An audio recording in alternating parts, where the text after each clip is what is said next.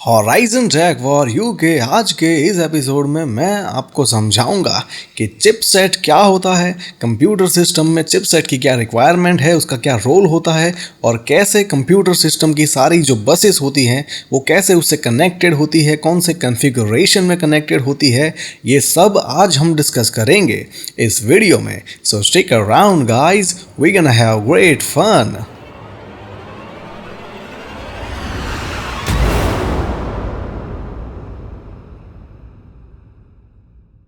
Hello YouTubers and tech lovers out there, Kshitish Kumar again here from Horizon Tech for You।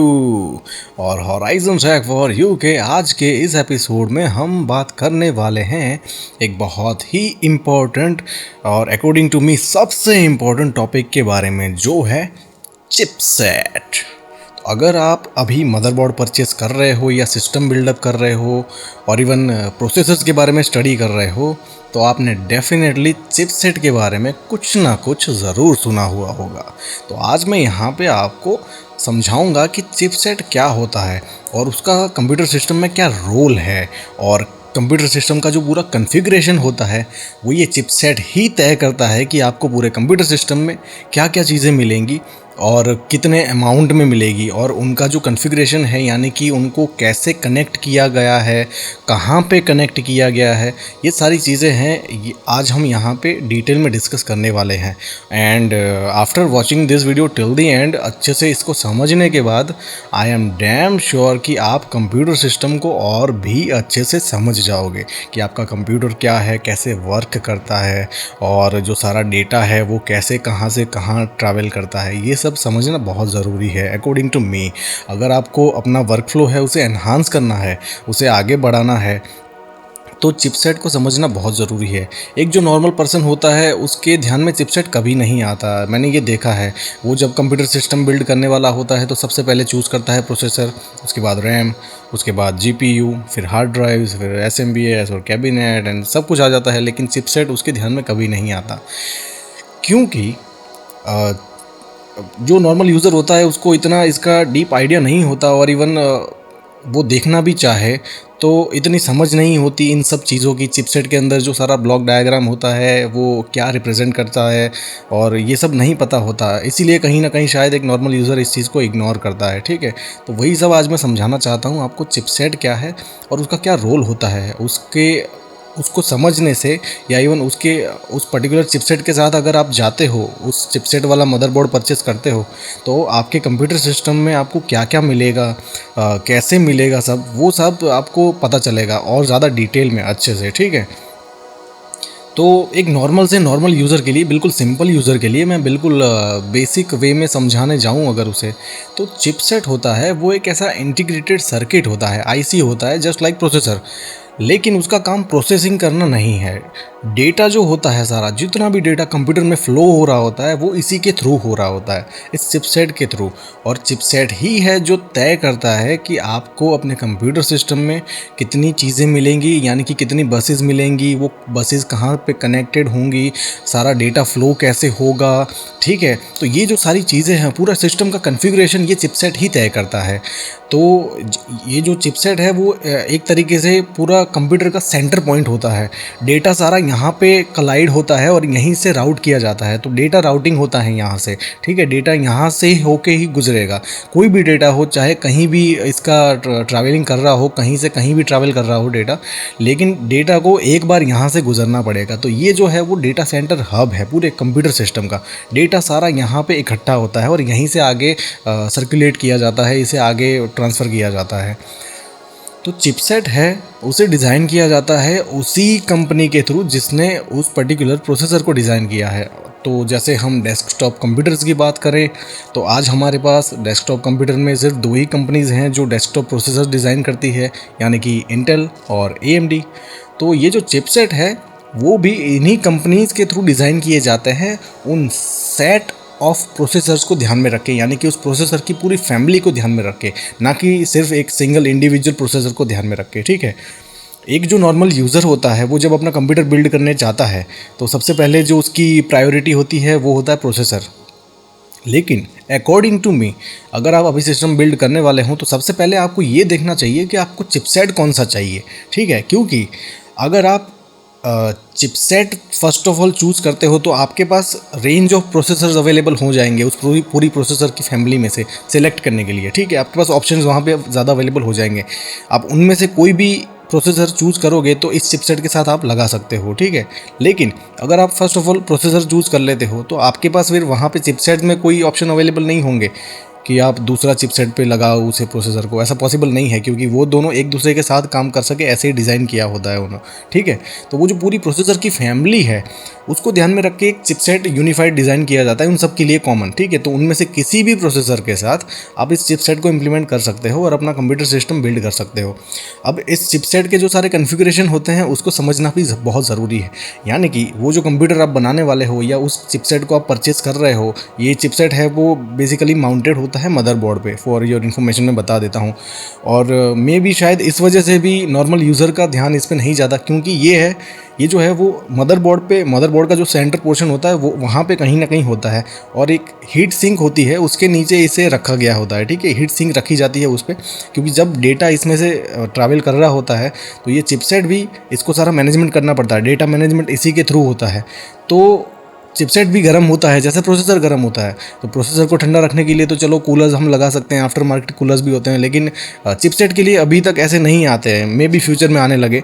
लेकिन जो motherboard manufacture करने वाली company है उसने जब उस चिपसेट को फिजिकली उस मदरबोर्ड पे माउंट किया होगा तो उस पर एक हीट सिंक लगाई जाती है और शायद इसी वजह से नॉर्मल यूज़र का उस पर ध्यान नहीं जाता, क्योंकि छुपा हुआ होता है चिपसेट, वो दिखाई नहीं देगा आपको। अगर मदरबोर्ड को भी देखोगे तो जो सेंटर में मदरबोर्ड के सेंटर में अगर आपको कोई बड़ी सी हीट सिंक दिखाई देती है तो उसके नीचे ही होता है चिपसेट, ठीक है।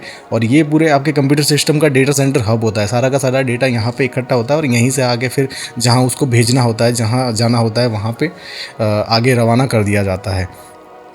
तो ये चिपसेट ही है जो डिसाइड करता है कि आपके कंप्यूटर सिस्टम में आपको क्या कॉन्फ़िगरेशन मिलेगा, यानी कि कितनी बसेज़ होंगी, कौन कौन सी बसेज़ होंगी, कैसे कनेक्टेड होंगी फिज़िकली, और कितने कॉन्फ़िगरेशन में मिलेगा, सारी चीज़ें हैं वो कितने अमाउंट में मिलेंगी। ये सारी चीज़ें इस चिपसेट के साथ ही तय होती है। और इसीलिए मैंने कहा कि अकॉर्डिंग टू मी अगर आप सिस्टम बिल्डअप कर रहे हो तो आपको उस प्रोसेसर से पहले चिपसेट को चूज़ करना चाहिए कि मुझे ये चिपसेट चाहिए, और उसके साथ फिर प्रोसेसर को चूज़ कीजिए तो सिस्टम आपका और बेटर बनेगा। अकॉर्डिंग टू मी अगर आप खुद कर रहे हो तो आपको first of all chipset select करना चाहिए। And after watching this video till the and शायद आपको भी लगेगा कि या दैट इज़ ट्रू।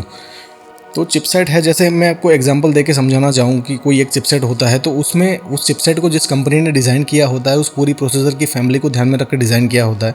तो उसमें एक fix number of amount of सारी चीज़ें होती हैं उस चिपसेट के थ्रू सपोर्टेड होती है, यानी कि इतनी लेन्स, इतनी बसेस उससे कनेक्टेड होती हैं तो इतना आपको सपोर्ट मिलेगा, मेमोरी सपोर्ट, फिर इतने आपको PCI लेन्स मिलेंगी, PCI एक्सप्रेस लेन्स, फिर नंबर ऑफ़ USB बसेस कितनी मिलेंगी, फिर जो सेटा पॉड्स हैं, सेटा बसेस हैं वो कितनी मिलेंगी, USB 3.0 कितने मिलेंगे, लैन कार्ड है जो NIC इथरनेट कनेक्टर वो कितने होंगे, फिर जो ऑडियो का डिपार्टमेंट है वो कैसा होगा, कहाँ कनेक्टेड होगा, कितनी चैनल्स मिलेगी, सब कुछ इस चिपसेट से डिसाइड होता है, ठीक है। तो आप जैसे कंप्यूटर बिल्डअप कर रहे हो तो सबसे पहले आपको चिपसेट पे ध्यान देना चाहिए, चिपसेट को स्टडी करना चाहिए। बहुत ज़्यादा लोग मैंने देखा है, नॉर्मल यूज़र को तो एक इसका आइडिया ही नहीं होता, और इवन आइडिया होता भी है तो कहीं ना कहीं अपनी इग्नोरेंस की वजह से वो उस चिपसेट को ध्यान नहीं देते उस पर इतना, और उनके लिए इंपॉर्टेंट होता है प्रोसेसर, रैम और GPU। लेकिन at the end of the day सारा जो काम है वो यहाँ से ही होता है। तो जितना कॉन्फ़िगरेशन आपको सिस्टम में मिलेगा वो ये चिपसेट ही डिसाइड करता है, तो आपको चिपसेट को स्टडी करना चाहिए। तो जैसे हम बात करें चिपसेट की तो इंटेल की बात करते हैं फर्स्ट ऑफ ऑल, उसके बाद हम AMD पे भी जाएंगे। दोनों के जो एक एक मेन पॉपुलर जो चिपसेट हैं उसको हम डिस्कस करेंगे। उसका जो ब्लॉक डायग्राम है मैं आपको दिखाऊंगा। अब ये ब्लॉक डायग्राम क्या होता है कि एक नॉर्मल यूज़र होता है, उसको उसकी समझ के लिए अगर वो यूज़र इस चिपसेट के साथ जाता है, यानी कि इस चिपसेट को परचेस करता है या अपना सिस्टम पूरा इस चिपसेट के ऊपर बिल्ड करता है, उसे पूरे कंप्यूटर सिस्टम में कितना कॉन्फ़िगरेशन मिलेगा वो उसे समझाने के लिए, उस चिपसेट को समझाने के लिए जो कंपनी होती है उसने डिज़ाइन किया होता है वो उसका एक ब्लॉक डायग्राम भी ऐसा रिलीज़ करती है ताकि एक नॉर्मल यूज़र उसे अच्छे से समझ पाए, ठीक है। ब्लॉक्स में दिखाया जाता है कि इतना ये मिलेगा, इतना ये मिलेगा, ताकि आपको पता चले कि अच्छा और ये फिज़िकली कहाँ पर कनेक्टेड होंगी लेंस, ठीक है। तो फर्स्ट ऑफ ऑल बात करते हैं हम AMD की, ठीक है, और उसके बाद हम इंटेल पे जाएंगे ताकि आपको ज़्यादा समझ में आएगा। अब जो AMD का जो सबसे पॉपुलर और सबसे सक्सेसफुल चिपसेट है वो है 990FX, ठीक है, उसकी बात करते हैं। तो चिपसेट होता है, उससे ये सारी की सारी चीज़ें हैं वो फिज़िकली कनेक्टेड होती हैं। फर्स्ट ऑफ ऑल CPU की लेन, CPU की जो बस होती है वो, मेमोरी की जो बस होती है वो, मेमोरी मींस प्राइमरी मेमोरी, ठीक है, रैम, रैंडम एक्सेस मेमोरी, फिर PCI एक्सप्रेस लेन्स, और इवन वो कितनी होगी वो भी इसमें डिसाइड किया जाता है। इस चिपसेट को जब बनाया होता है, डिज़ाइन किया होता है, तब इसमें डिसाइड किया जाता है कि इसमें कितना मेमोरी सपोर्ट मिलेगा, यानी कि मैक्सिमम अमाउंट ऑफ मेमोरी आप इसमें कितनी लगा सकते हो, कौन से कॉन्फ़िगरेशन में लगा सकते हो, single channel, dual channel, quad channel, ये सब डिसाइड किया जाता है। प्लस उसका फ्रीक्वेंसी क्या होगी, maximum frequency supported by this chipset, वो भी डिज़ाइन किया जाता है। CPU इसमें कहाँ से कहाँ कनेक्टेड होगा CPU, फिर जो PCI एक्सप्रेस लेन्स हैं वो कितनी मिलेंगी, ठीक है, वो कहाँ कनेक्टेड होगी, ये सब कुछ चिपसेट ही डिसाइड करता है। USB बसेस है वो कहाँ कनेक्टेड होंगी, कितनी होंगी, फिर SATA बसेस हैं वो कितनी होंगी, कहाँ कनेक्टेड होंगी, ये सब कुछ इस चिपसेट में होता है, इसका सारा कॉन्फ़िगरेशन। तो चिपसेट ही डिसाइड करता है कि आपको अपने सिस्टम में क्या क्या चीज़ें मिलने वाली है, ठीक है। तो बहुत सारी जगह पे आपने ये भी सुना होगा, जैसे कई लोगों को जी ये मदरबोर्ड है वो इतने SATA पोर्ट सपोर्ट करता है, या ये जो मदरबोर्ड है ये इतनी रैम सपोर्ट करता है। तो वहाँ पे थोड़ा सा करेक्शन है, वो मदरबोर्ड की बात नहीं हो रही होती है। वहाँ पे कहने का जो मतलब है वो ये होता है कि वो चिपसेट इतनी चीज़ें सपोर्ट करेगा। मदरबोर्ड है वो तो एक PCB है, प्रिंटेड सर्किट बोर्ड, तो उसमें वो चिपसेट फिजिकली माउंटेड होता है, और उस PCB में जो सारी बसेस होती हैं, ठीक है, इलेक्ट्रिकल सिग्नल्स उस PCB के थ्रू राउट किए जाते हैं, सिग्नल ट्रैवल करता है। लेकिन जो सारा डेटा सेंटर है वो तो इस चिपसेट के थ्रू ही होता है, डेटा मैनेजमेंट, ठीक है। तो चिपसेट ही डिसाइड करेगा कि आपको उस मदरबोर्ड पे कितनी चीज़ें मिलेंगी।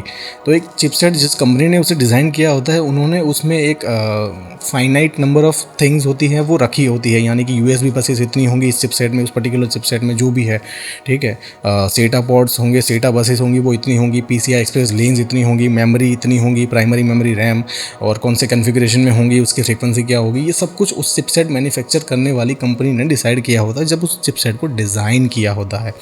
तो जैसे हम बात करें AMD की 990FX, उसमें दो आते हैं, फिजिकली दो चिपसेट होते हैं एक ही मदरबोर्ड पे, ठीक है।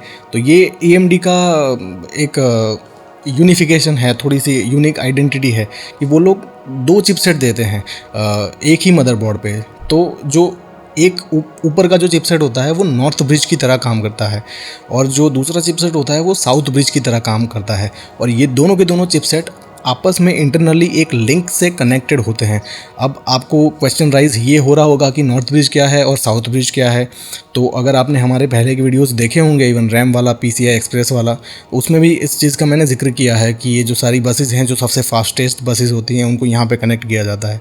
तो आपकी अंडरस्टैंडिंग के लिए मैंने मेजॉरिटी केसेस में यही देखा है कि जो नॉर्थ ब्रिज होता है वहाँ पर मेन 3 जो बसेस होती हैं पूरे कंप्यूटर सिस्टम की, सबसे फास्टेस्ट बसेस, यानी कि CPU की बस, सेंट्रल प्रोसेसिंग यूनिट की बस, उसका डेटा ट्रांसफ़र रेट बहुत ज़्यादा होता है, इंसेनली फास्ट, ठीक है, और होना ही पड़ेगा क्योंकि CPU है बहुत ज़्यादा डेटा प्रोसेस करता है। फिर जो PCI एक्सप्रेस लेन्स हैं, अब PCI एक्सप्रेस लेन का जो प्राइमरी जो यूज़ है वो है ग्राफिक्स के लिए, ग्राफिक्स डिपार्टमेंट के लिए ही होता है वो। ऑफ कोर्स उसके अलावा भी एक्सपांसन होता है, आपने एड ऑन कार्ड वाला वीडियो देखा होगा तो आपको पता होगा, उसके लिए भी होता है, लेकिन जो प्राइमरी यूज़ है वो ग्राफिक्स के लिए। तो ग्राफिक्स को बहुत ज़्यादा मेमोरी की ज़रूरत होती है, मेमोरी बैंडविड्थ की ज़रूरत होती है, ठीक है। और जो रैम है, primary memory, random access memory, इसको भी बहुत ज़्यादा बैंडविड्थ की ज़रूरत होती है। तो ये जो 3 मेन बसेस होती हैं उनको कनेक्ट किया जाता है नॉर्थ ब्रिज के साथ, और नॉर्थ ब्रिज के साथ और कुछ कनेक्टेड नहीं होता।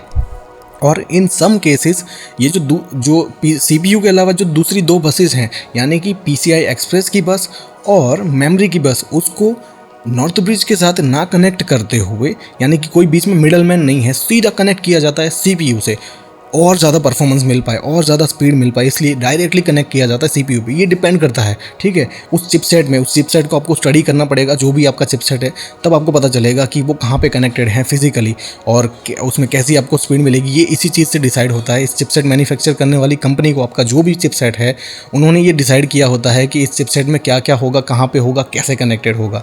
तो मेजॉरिटी केसेस में जो नॉर्थ ब्रिज है उसमें ये 3 बसेस कनेक्टेड होती हैं। तो ये जो 3 बसें हैं, बहुत ज़्यादा फास्ट मेमोरी बैंडविड्थ है उनकी, ठीक है, इसीलिए उसको नॉर्थ ब्रिज के साथ कनेक्ट किया जाता है। तो जो नॉर्थ ब्रिज है वो सिर्फ इन 3 बसेस का काम ही हैंडल करता है।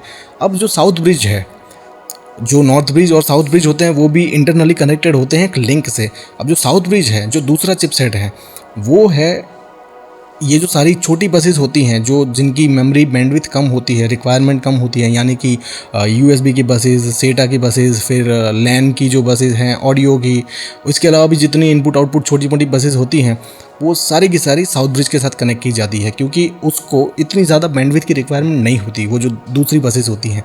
तो ये मेन 3 प्राइमरी बसेस होती हैं, वो नॉर्थ ब्रिज के साथ कनेक्टेड होती हैं, और दूसरी जो छोटी बसेस होती हैं वो साउथ ब्रिज के साथ कनेक्ट की जाती है। और नॉर्थ ब्रिज और साउथ ब्रिज इंटरनली एक लिंक से कनेक्टेड होते हैं, तो उनमें भी डेटा फ्लो होता रहता है। यानी कि जो सेटा बसेस हैं वो साउथ ब्रिज के साथ कनेक्टेड है। तो अगर सेटा बसेस यानी कि आपकी हार्ड ड्राइव्स, SSDs और इवन हाइब्रिड ड्राइव्स, तो जो आपका डेटा है वो सारा ये सेकेंडरी मेमोरी डिवाइस में होगा सारा।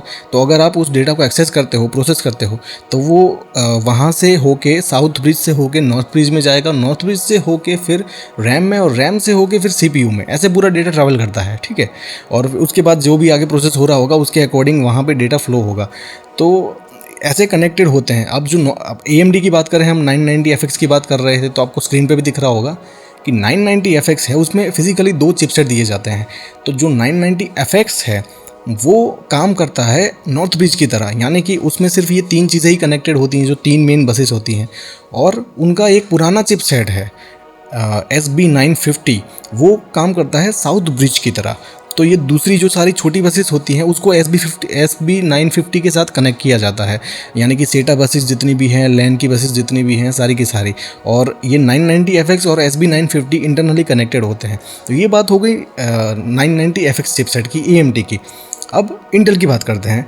इंटेल में जो चिपसेट होता है उसमें ऐसा नॉर्थ ब्रिज साउथ ब्रिज नहीं होता, इन सम चिपसेट नहीं होता। लेकिन अभी के जो चिपसेट आते हैं उसमें ऐसा कुछ नहीं होता। शायद पहले के जो 1-2 थे उसमें शायद था, आई डोंट नो, मैंने पहले के चिपसेट उनके इतना स्टडी नहीं किए। लेकिन रिसेंट जो चिपसेट उनके रिलीज़ हुए हैं उसमें ऐसा नहीं है। उसमें एक सिंगल चिपसेट ही होता है जो सारा ये काम करता है, ठीक है। CPU भी यहाँ पे कनेक्टेड होता है, रैम भी यहाँ पे कनेक्टेड होती है, और PCI एक्सप्रेस लेन्स और सेटा बस सारी के सारे ये इस सिंगल चिपसेट के साथ ही कनेक्टेड होता है।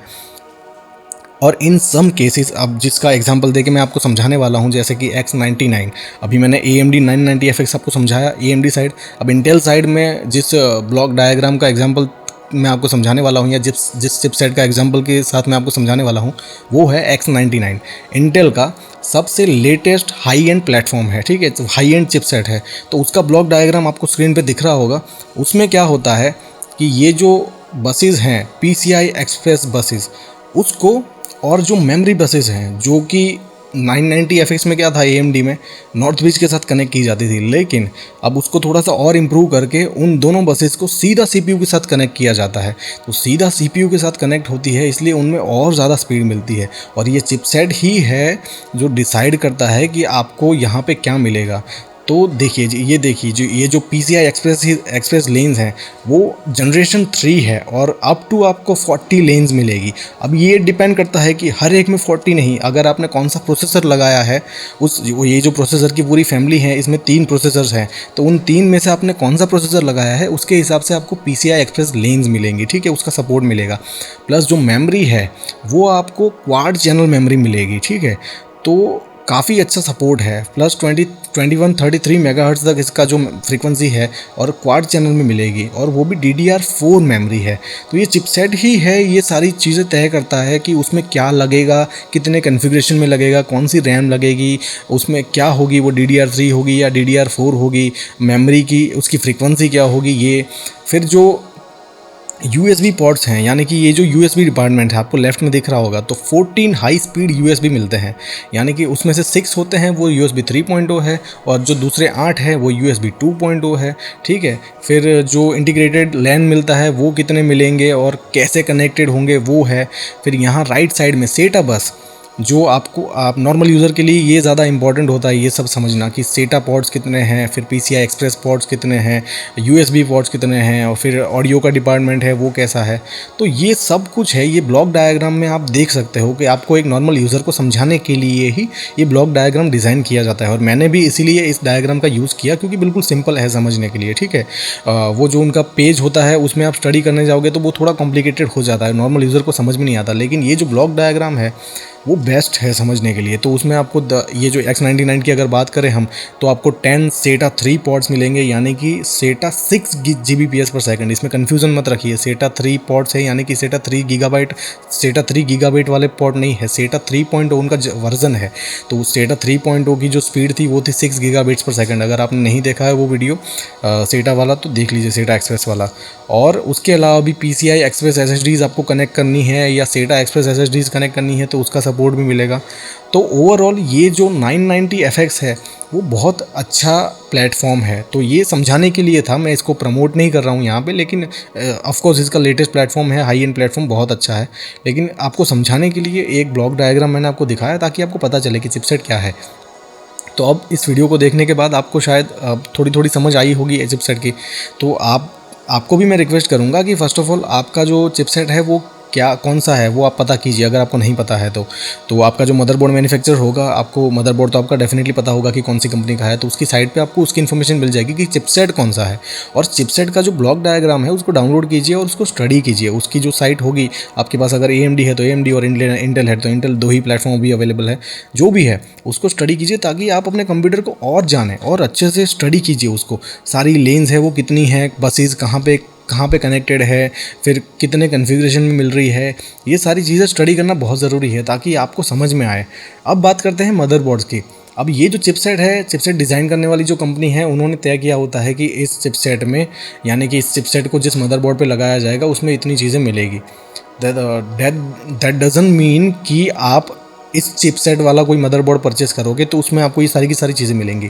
ये जो चिपसेट है वो इसकी फाइनल चीज़ें हैं, यानी कि मैक्सिमम। ठीक है, यानी कि जैसे X99 की बात करें तो 40 PCI लेन्स मिलेंगी, फिर USB के इतने पोर्ट्स मिलेंगे, सेटा के इतने पोर्ट्स मिलेंगे। ये एक मैक्सिमम सपोर्ट है उसका कि इस चिपसेट में इतना मैक्सिमम सपोर्टेड है। तो ऐसा नहीं है कि इस चिपसेट का आप कोई भी मदरबोर्ड लेके आओगे तो उसमें आपको इतनी ही चीज़ें मिलेंगी सारी की सारी। ठीक है, मैक्सिमम अमाउंट पे कभी नहीं होती। तो आपने देखा होगा, अगर आप स्टडी कर रहे हो काफ़ी दिनों से, मदरबोर्ड्स को परचेस करना चाहते हो, तो अगर आपको चिपसेट के बारे में भी जानकारी है तो चिपसेट में कुछ और होता है, मदरबोर्ड में कुछ और होता है। वो होता कैसे है कि जो मदरबोर्ड है वो रेंज ऑफ कैटेगरी में आते हैं, यानी कि एक बिल्कुल बिगिनर यूज़र को ध्यान में रख के भी लो एंड मदरबोर्ड डिज़ाइन किया जाता है। फिर एक मिड रेंज होता है और एक होता है हाई एंड जो प्राइसी होता है, लार्ज होता है। और ये जो उसकी साइज़ है मदरबोर्ड की, जो फिजिकल अलग अलग साइज़ है, यानी कि मिनी ITX, माइक्रो ATX, फिर ATX, फिर एक्सेल ATX, ये जो 4 मेन साइज़ है उसके हिसाब से भी ये जो सारी चीज़ें हैं वो वेरी होती रहती है। यानी कि एक ही चिपसेट का आप अलग अलग साइज़ की मदरबोर्ड देखोगे या अलग अलग रेंज के मदरबोर्ड देखोगे प्राइस के हिसाब से, तो उसमें ये जो सारी चीज़ें हैं वो वेरी होती रहती है। तो जो सबसे बड़ा मदरबोर्ड होगा, सबसे प्राइसी हाई एंड, उसमें तो ये सारी चीज़ें होंगी, लेकिन जैसे उसकी प्राइस कम होती जाती है तो ये जो मदरबोर्ड डिज़ाइन करने वाली कंपनी है वो भी इसमें कहीं ना कहीं उसकी प्राइस उस प्राइस रेंज में सेट करने के लिए, उसे फिक्स करने के लिए ये जो सारी चीज़ें हैं उसमें थोड़ा बहुत कॉम्प्रोमाइज़ करना पड़ता है, यानी कि एडजस्टमेंट करते हैं। यानी कि जो टोटल नंबर ऑफ सेटा पॉड्स है उसे अगर 10 है तो 10 से घटा के 6 कर दिए जाते हैं, या इन सम केसेस 4 कर दिए जाते हैं। 4 तो आज हार्डली किसी मदरबोर्ड पे होंगे, 6 तो होते ही हैं। लेकिन जैसे एग्जांपल के तौर पे बता रहा हूँ, जैसे USB पोर्ट्स हैं बहुत ज़्यादा होते हैं चिपसेट में, तो बहुत ज़्यादा होते हैं। लेकिन अगर उस चिपसेट का आप कोई बजट मदरबोर्ड लेके आओगे तो आपको वहाँ पे जो USB पोर्ट्स हैं वो कम हो जाएंगे, फिर इवन लैन पोर्ट्स हैं वो भी कम हो जाते हैं। और ये सारी चीज़ें हैं वो थोड़ा सा मॉडिफिकेशन किया जाता है मदरबोर्ड से। जो डिज़ाइन करने वाली कंपनियाँ हैं, बहुत सारी कंपनियाँ हैं, तो वो अपने मदरबोर्ड की जो प्राइस है, उनका जो बजट रेंज है, उसके हिसाब से उसको डिज़ाइन करती है।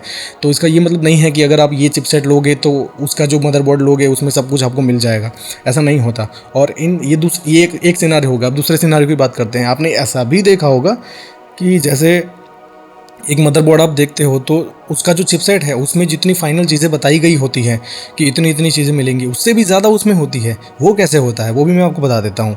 जैसे एक चिपसेट है, उसमें मैक्सिमम नंबर ऑफ सेटा पॉड्स इतने अवेलेबल है, ठीक है। अगर आपने उसको उस मदरबोर्ड को स्टडी किया और उसमें पता चला कि वहाँ पे तो 10 है, अब चिपसेट में सिर्फ 6 थे, यहाँ पे 10 कैसे हो गए? तो वो भी ये जो मदरबोर्ड मैन्युफैक्चर कंपनी करने वाली कंपनी है, जैसे मैंने कहा मॉडिफिकेशन करती रहती है, उनका टाइप होता है एक्चुअल कंपनी के साथ जिसका ही चिपसेट है, तो वो विथ उनकी परमिशन ये करती हैं।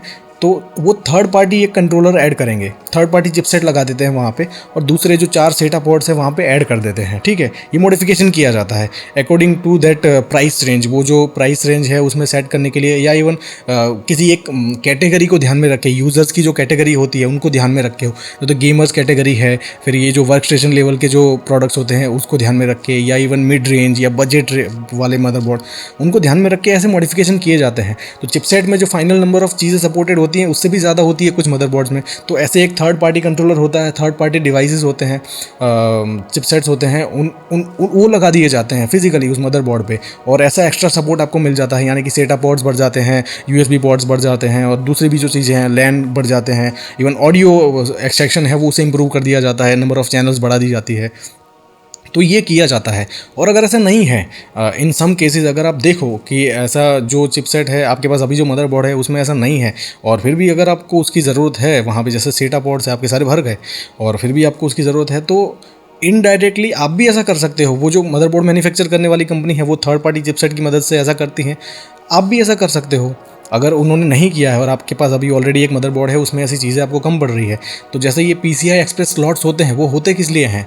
आप एक जैसे नॉर्मल यूज़र हो, आपने एक X16 कार्ड लगा रखा है, उसके अलावा दूसरी PCI एक्सप्रेस लेंस हैं वो फ्री है, तो वो इसीलिए दी जाती है उस चिपसेट के थ्रू। जब डिज़ाइन किया होता है तब इसीलिए दिया गया होता है कि हमने आपको इतना दिया है, अब आपको इसमें कुछ ऐड करना है तो आप कर लीजिए। यानी कि ये जो फ्री होती है जो PCI एक्सप्रेस लेंस, उनकी मदद से भी आप ऐसे थर्ड पार्टी कंट्रोलर वाले जो कार्ड्स होते हैं, अगर आपने मेरा एड ऑन कार्ड वाला वीडियो नहीं देखा है तो मैं आपको रिक्वेस्ट करूंगा कि आप यहाँ पे क्लिक कीजिए और देख लीजिए उसे। और मैंने इसीलिए बनाया था कि नॉर्मल यूज़र को ये पता नहीं होता ये सारी चीज़ें, और वो कहीं ना कहीं कंफ्यूज हो जाता है और नहीं पता चलता उसे, तो वो इसीलिए बनाए जाते हैं। ऐसे थर्ड पार्टी जो कंट्रोलर वाले कार्ड्स होते हैं, add on cards, expansion card उसे कहा ही जाता है, एक्सपांशन कार्ड। और ये जो PCI एक्सप्रेस लेंस होती हैं, PCI एक्सप्रेस स्लॉट्स होते हैं, उसे भी PCI एक्सप्रेस एक्सपांशन स्लॉट्स ही कहा जाता है।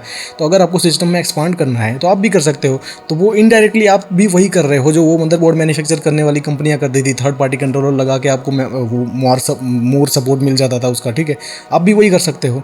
तो ये सारी चीज़ें हैं वो कर सकते हो अगर चिपसेट सपोर्टेड है, यानी कि चिपसेट में इतनी लेंस अवेलेबल है, फ्री है लेंस, तो आप कर सकते हो। अगर वहाँ पे लेंस अवेलेबल नहीं होंगी, और आई एम डैम श्योर होगी ही, लेकिन एग्जाम्पल के तौर पे बता रहा हूँ, अगर नहीं है तो नहीं कर सकते आप। बाकी एक नॉर्मल जो चिपसेट होता है वो काफ़ी लेंस अवेलेबल होती है वहाँ पे 28 से लेकर 32 तक, ठीक है, डिपेंड करता है चिपसेट टू चिपसेट। लेकिन एक नॉर्मल यूज़र होता है उसने X16 कार्ड लगा रखा होता है तो वो 16 लेंस ही यूटिलाइज हो रही होती है, उसके अलावा सारी लेंस होती है वो ऐसी ही होती है। उसकी मदद से भी आप अपने सिस्टम को एक्सपांड कर सकते हो, एनहांस कर सकते हो। तो इसीलिए मैंने कहा कि आप फर्स्ट ऑफ ऑल अपने चिपसेट को स्टडी कीजिए, ताकि आप अपने कंप्यूटर को और अच्छे से समझ पाएंगे। आपको सब कुछ ये पता चलेगा कि आपका सब कुछ सिस्टम में कैसे हो रहा है, कहाँ से कहाँ जा रहा है डेटा फ्लो कैसे होता है, ये सब कुछ आपको समझ में आए। इसीलिए मैंने ये वीडियो बनाया ताकि आपको सब कुछ पता चले। सो आई होप कि इस वीडियो में मैंने आपको जो भी समझाया आपको सब कुछ सही से समझ में आ गया होगा।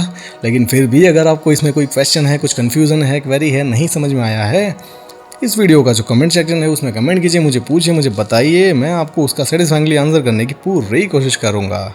और एक महत्वपूर्ण सूचना, subscribe to my channel for future updates, more information and more videos just like this one. I will definitely see you guys later in my next video. So till then, take care guys, learn more and spread the knowledge.